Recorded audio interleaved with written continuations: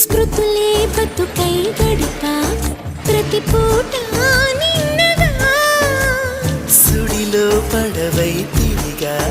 నిన్ను చేరే ముందుగా వెతికే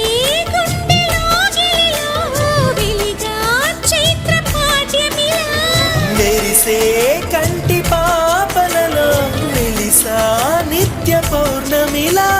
ఎందుకిలా అల్లినదో వన్నెల వెన్నెల కాంతివల ఎవరో రావాలి అనువాస నేడు